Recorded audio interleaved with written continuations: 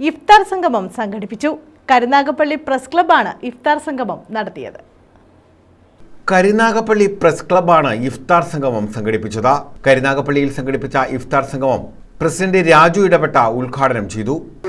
ഈ ഒരു നൊയമ്പ് എന്ന് പറയുമ്പോൾ തന്നെ, അല്ലെങ്കിൽ ഈ ഒരു മാസത്തെ നൊയമ്പാചരണം എന്ന് പറയുന്നത് തന്നെ നമ്മുടെ മനസ്സിനെ കൂടുതൽ ശുദ്ധീകരിക്കുന്നതിനും നല്ല മനസ്സും സഹജീവികളുള്ള സ്നേഹവും ആദരവും സമൂഹത്തോടുള്ള എല്ലാ കാര്യങ്ങളും ശുദ്ധീകരണം നടത്തുന്നതിന് വേണ്ടി ഈ പാവപ്പെട്ടവരെ സഹായിക്കുന്നതിന് കയ്യിലുള്ളതിന്റെ ഒരു പങ്ക് അവർക്ക് കൂടി കൊടുക്കുന്നതിനുമൊക്കെയുള്ള ഒരു ദൈവത്തിന്റെ ഒരു ഉൾവിളി നമ്മളിൽ ഉണ്ടാകുന്നതിന് വേണ്ടിയാണ്. വൈസ് പ്രസിഡന്റ് രാജൻ അധ്യക്ഷത വഹിച്ചു. സെക്രട്ടറി സന്തോഷ് ദൃശ്യ സ്വാഗതം പറഞ്ഞു.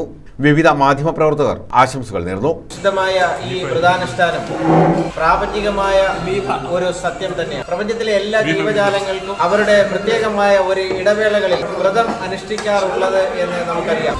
നോമ്പ് എന്ന് പറയാൻ അതിന്റെ അർത്ഥം കരിച്ചു കളയുക എന്നുള്ളത്. കരിച്ചു കളയുക എന്നുള്ളത് പാപങ്ങളെ ഇല്ലാതാക്കുകയും നമ്മുടെ സമൂഹത്തിൽ പട്ടിണിയെ പ്രാരാബ്ധം കഴിയുന്ന ആളുകളുടെ വിഷമം മനസ്സിലാക്കുക.